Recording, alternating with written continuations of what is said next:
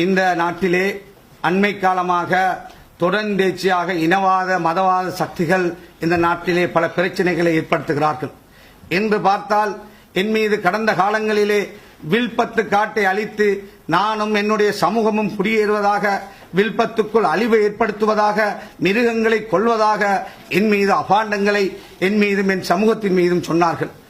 புத்தளத்திலே உள்ள மக்களையும் கொழும்பிலே உள்ள மக்களையும் வேறு நாடுகளிலே உள்ள முஸ்லிம்களையும் கொண்டு வந்து நான் வில்பத்து காட்டுக்குள்ளே குடியேற்றி இன்னும் ஒரு முஸ்லிம் ஒரு யூனிட்டை முஸ்லிம் பிரிவை உருவாக்குவதாக என் மீது அபாண்டங்களை சுமத்தினார்கள்.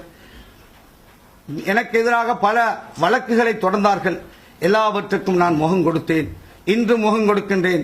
இன்று புதிய குற்றச்சாட்டுக்களை, வில்பத்து காட்டுக்குள்ளே போதைப் பொருட்களை கொண்டு வந்து அங்கிருக்கின்ற மக்களோடு சேர்ந்து கொழும்பிலே போதைப் பொருள் வியாபாரம் செய்வதாக இந்த நாட்டின் ஒரு முக்கியமான மதகுரு தலைமையிலே பெரிய ஆயிரக்கணக்கான இளைஞர் விருதுகளை சேர்த்து விகாரமாதேவி பூங்காவுக்கு முன்னால் இவ்வாறான அப்பட்டமான பொய்யை என் மீது சுமத்தியிருக்கிறார்கள், என் மக்கள் மீது சுமத்தியிருக்கிறார்கள்.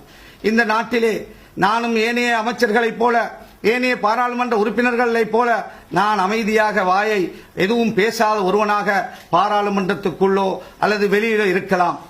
நான் அவ்வாறு இருக்க முடியாது. நான் 18 வயதிலே ஒரு வாலிபனாக இருக்கின்ற பொழுது எந்த பாவமும் செய்யாமல் 1,00,000 மக்கள் என்னோடு சேர்ந்து வெளியேற்றப்பட்டார்கள். 20 வருஷமாக அகதி முகாம்களிலே அல்லல் பட்டுக் கொண்டிருந்தார்கள். படிக்க இடமில்லாமல் கஷ்டப்பட்டார்கள், இருக்க இடமில்லாமல் துன்பப்பட்டார்கள், ஏழைகளாக மாறினார்கள். ஒரு நாளிலே பணக்காரர்களாக இருந்த பல பேர் ஏழைகளாக மாறினார்கள்.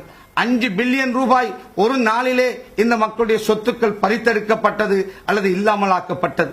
அதே போல 1,00,000 மக்களும் கடல் வழியாக வெளியேற்றப்பட்டு கல்பெட்டி, புத்தளம், குருநேகல், பல அன்றாபுரம் போன்ற மாவட்டங்களிலே அகதிகளாக துன்பப்பட்டார்கள்.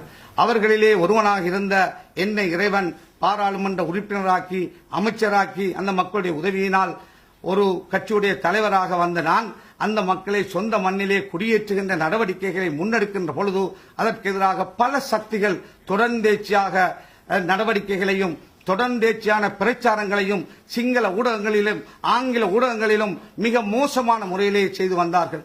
கடந்த சில நாட்களாக பேஸ்புக் வெப்சைட் ஊடாக வில்பத்து காட்டுக்குள்ளே போதைப் பொருள் கடத்தல் நடப்பதாக, வில்பத்து காட்டை அழித்து நாசப்படுத்துவதாக, அங்கு முஸ்லிம் சமூகத்தை கொண்டு வந்து குடியேற்றுவதாக பெரிய பொய்களை சொல்லி இளைஞர் வீடுகளை சேர்த்து மிகவும் அப்பட்டமான பொய்களை கௌரவ ஆனந்த தேரர் என்கின்ற ஒரு பிக்கு சங்கங்களுடைய செயலாளர் சொல்லி இருக்கிறார்.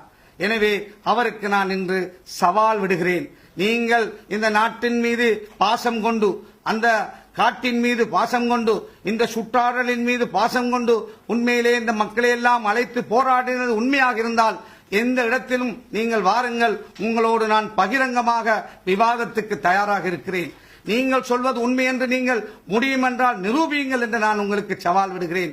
அவர் எனக்கு சவால் விட்டிருந்தார். வில்பத்துக்குள்ளே போதைப் பொருள் வியாபாரம் நடப்பதாகவும் வில்பத்து காட்டை அழித்து வில்பத்து காட்டுக்குள்ளே முஸ்லிம் சமூகத்தை குடியேற்றுவதாகவும் எனக்கு சவால் விட்டிருந்தார். அவருக்கு நான் சவால் விடுகிறேன். நீங்கள் ஒரு உண்மையானவனாக இருந்தால், நீங்கள் ஒரு உண்மையான மத குருவாக இருந்தால், நாட்டுப்பற்றோடு நீங்கள் பேசுவீர்களாக இருந்தால், எந்த டிவியாக இருந்தால் என்ன, எந்த ஊடகமாக இருந்தால் என்ன, நீங்கள் நேரத்தை சொல்லுங்கள், நான் வருகிறேன். நாங்கள் 2 பேரும் விவாதிப்போம். முடிந்தால் உங்களால் நீங்கள் அதை நிரூபியுங்கள், நீங்கள் சொன்னது உண்மை என்பதை நிரூபியுங்கள் என்று நான் சவால் விடுகிறேன்.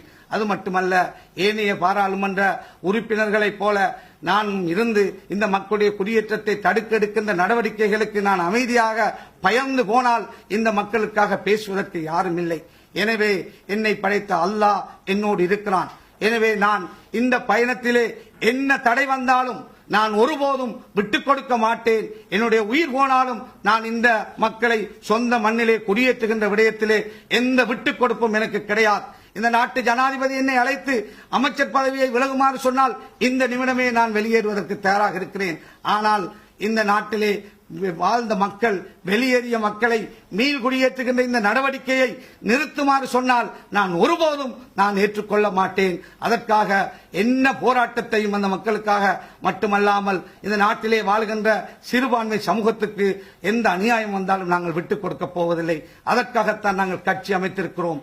அதற்காகத்தான் இன்று தேர்தல் முறை மாற்றங்கள் வந்திருக்கின்றது. இந்த தேர்தல் முறையிலே 2 பெரும்பான்மை கட்சியும் சேர்ந்து முழு சிறுபான்மையை அடக்குகின்ற ஒரு தேர்தல் முறையை கொண்டு வராமல் இருப்பதற்காக அவர்களோடு நாங்கள் பேசுகிறோம். இந்த நாட்டிலே வாழ்கின்ற எல்லா இனம், மலையகமாக இருக்கலாம், கத்தோலிக்கர்களாக இருக்கலாம், இந்துக்களாக இருக்கலாம், முஸ்லிம்களாக இருக்கலாம், பௌத்தர்களாக இருக்கலாம், அத்தனை இனத்தவர்களும் ஏற்றுக்கொள்ளக்கூடிய ஒரு தேர்தல் முறைதான் பாராளுமன்ற தேர்தலாக இருக்கலாம், தேர்தல் முறையாக இருக்கலாம், மாகாண சபை தேர்தல் முறையாக இருக்கலாம், அல்லது உள்ளூராட்சி மன்ற தேர்தல் முறையாக இருக்கலாம்.